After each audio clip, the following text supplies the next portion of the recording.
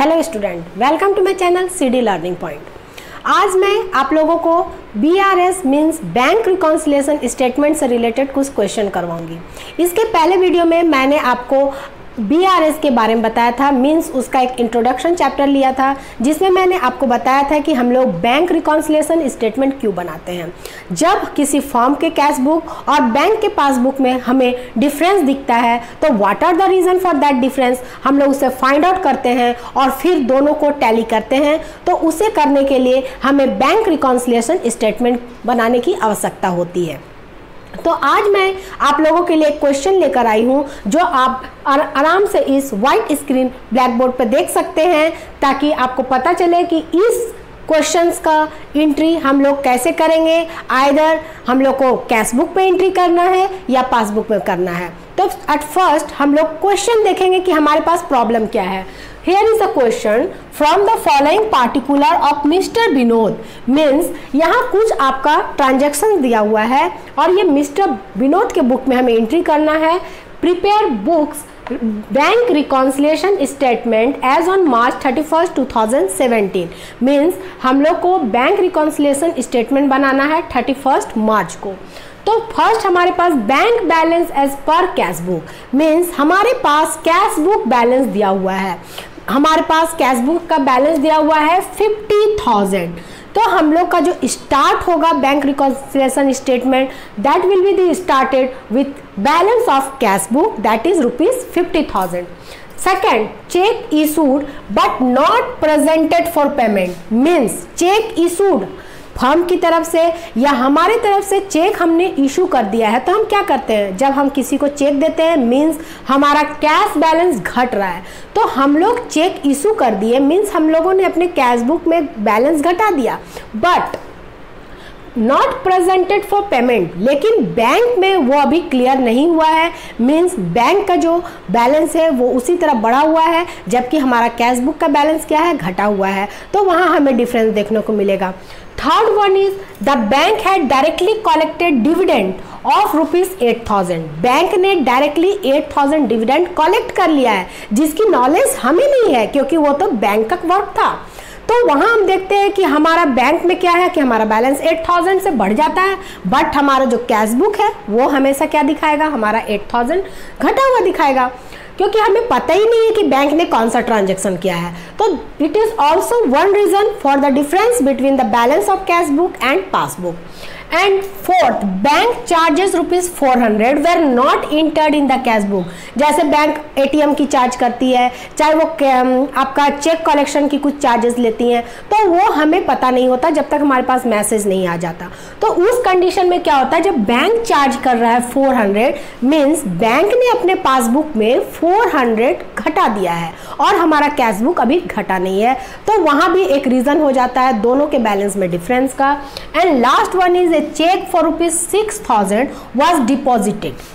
Means हम लोग 6,000 का जो चेक है उसे डिपॉजिट कर रहे हैं, but not collected by bank, लेकिन वो बैंक कलेक्ट नहीं किया है। मीन्स हम लोग डिपॉजिट किए, मीन्स हम लोगों ने क्या किया, अपना कैश बुक में बैलेंस अप कर दिया, मीन्स हम लोगों ने कैश बुक का बैलेंस बढ़ा दिया, लेकिन वहाँ पासबुक में तो वो कलेक्शन नहीं हुआ है, मीन्स उसका बैलेंस आपको क्या दिखा रहा है, डाउन दिखा रहा है। तो there is also the reason for the difference between the balance of cash book and passbook. तो इन सारे ट्रांजैक्शंस को हम लोग करने के बाद अपने कैश बुक और पासबुक के बैलेंस को कैसे टैली करेंगे, तो आइए आज आपको मैं ये बताती हूँ कि किस तरह हम लोग बैंक रिकॉन्सिलिएशन स्टेटमेंट बनाते हैं और अपने कैश बुक और पासबुक के बैलेंस को टैली करते हैं। तो हम लोग स्टार्ट करते हैं अपना एंट्री।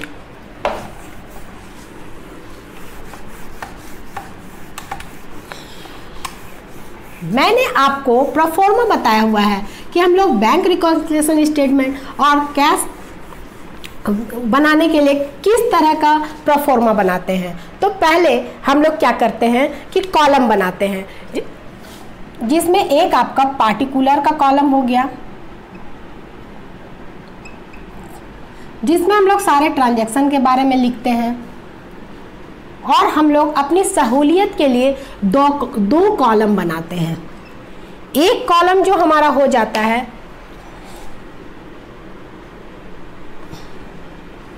एक में हम लोग सारा एडिशन आइटम को लिखते हैं, जिसको जिसको हम लोग ऐड करते हैं, और एक में हम लोग माइनस को करते हैं। अब इस कॉलम को हम लोग रूलर की वजह से, आप लोग हमेशा रूलर को यूज़ करेंगे इसको लिखने में, तो हम लोग इस तरह का प्रोफॉर्मा बनाते हैं और ऊपर में हम लोग यहाँ मेंशन करते हैं इन द बुक्स ऑफ, जिसके बुक में लिख रहे हैं इन द बुक्स ऑफ, चूंकि आपका क्वेश्चन में मिस्टर विनोद था, so we write here in the books of Mr Vinod. Mr Vinod के बुक में हम लोग ये एंट्री कब कर रहे हैं, मार्च 31, तो हम लोग यहाँ लिखेंगे एज ऑन 31 मार्च, और जो ईयर था दैट इज 2017। अब हमारे पास एंट्री करने के लिए क्या था, तो सबसे पहले मैंने आपको बताया था कि हमें कैश बुक का बैलेंस दिया हुआ था, so we write here balance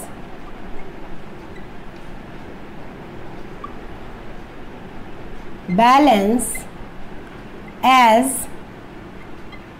पर cash book, balance as per cash book. वो हमारा बैलेंस चूंकि कैश बुक का है, सो वी ऑल्सो नो कि कैश बुक जो है हमारा डेबिट बैलेंस दिखाता है। कभी कभी ऐसा भी होता है कि हम लोग बहुत ज़्यादा एक्सपेंस कर देते हैं, तो उस कंडीशन में हम लोग ज़्यादा विड्रॉ करते हैं, देन एट दैट कंडीशन हमारा कैश बुक निगेटिव बैलेंस दिखाता है, जिसे हम लोग ओवरड्राफ्ट के नाम से जानते हैं। But here in question you have debit balance, so we write here ₹50,000, क्योंकि हमारा कैश बुक का बैलेंस दिखा रहा है।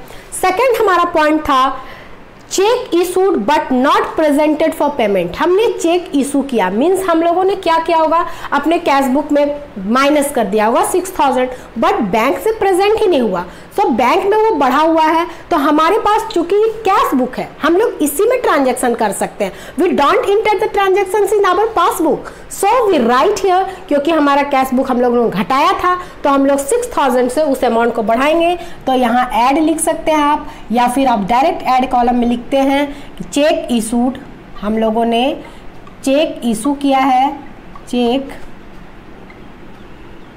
Issued but not presented for payment. Means हम लोगों ने चेक अपनी तरह से इशू कर दिया। जब हम लोगों ने चेक इशू किया तो हम लोग अपना कैश बैलेंस घटा रहे हैं, but not presented by bank. इसका मतलब क्या है कि बैंक उस चेक को अभी तक डिक्लेयर नहीं किया है, मीन्स बैंक में वो बैलेंस बढ़ा हुआ है। तो हम लोग एडिशन कॉलम में इसे ये कर देते हैं, इसे हम लोग डेबिट लिख सकते हैं और इसे हम लोग क्रेडिट लिख सकते हैं, क्योंकि जब पासबुक में क्रेडिट होता है तो बैलेंस निगेटिव आता है, और जब डेबिट होता है तो बैलेंस पॉजिटिव आता है। थर्ड आपका क्वेश्चन में जो था, the bank had directly collected dividend, bank ने डायरेक्टली कलेक्ट कर लिया डिविडेंड 8,000, जो बैंक को पता है, मीन्स बैंक ने जब उसे कलेक्ट किया तो उसने अपने पासबुक के अमाउंट को 8,000 से इंक्रीज कर दिया, बट हमें इसके बारे में कोई नॉलेज नहीं है। सो हमारा कैश बुक घटा हुआ है, so we also increase the balance of cash book, so we write here dividend collected by bank, collected by bank, that amount is ₹8,000। अब हमारा ये हो गया। अब आगे के क्वेश्चन में आपका था bank charges of ₹400, means bank ने चार्ज किया 400, तो हमारा वहाँ पासबुक में 400 से बैलेंस घटा हुआ है, और कैश बुक में हमें मेंशन ही नहीं किया, मीन्स हमें कैश बुक को भी पासबुक के बैलेंस के बराबर करने के लिए इसे भी 400 से माइनस करना होगा। So we write here bank charges, bank charges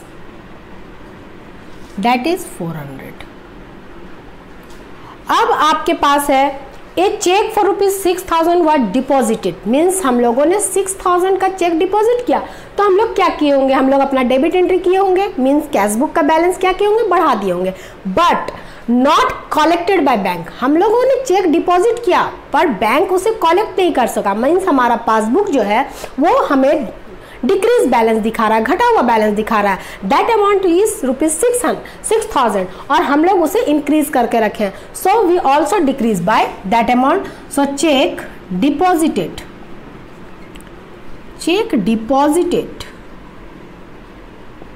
but not collected by bank. हम लोगों ने डिपॉजिट कर दिया था तो हम लोगों ने बढ़ा दिया था। अब चूंकि हमारा बैंक का जो पासबुक है वो डिक्रीज है 6000 से, so we also decrease this amount. अब हम लोग क्या करते हैं कि इसे पूरा टोटल करते हैं। ये हमारा आ जाता है 64,000। इसे हमेशा रुपीस में हम लोग रिप्रेजेंट करते हैं, तो हम लोग इधर भी 64,000 लिखेंगे। अब जो ये बैलेंस होगा इसे हम लोग यहाँ लिखेंगे कि कितना का डिफरेंस दिखा रहा है इस दोनों में, क्या डिफरेंस दिखा रहा है, उस डिफरेंस को हम लोग यहाँ लिखते हैं। That will be 57,600। अब ये 57,600 क्या है, फॉर व्हाट बैलेंस इट, ये जो आपका बैलेंस है this will be the balance of passbook, means हमारा पासबुक का जो बैलेंस होगा वो ये सो होगा। So we write here balance as per passbook.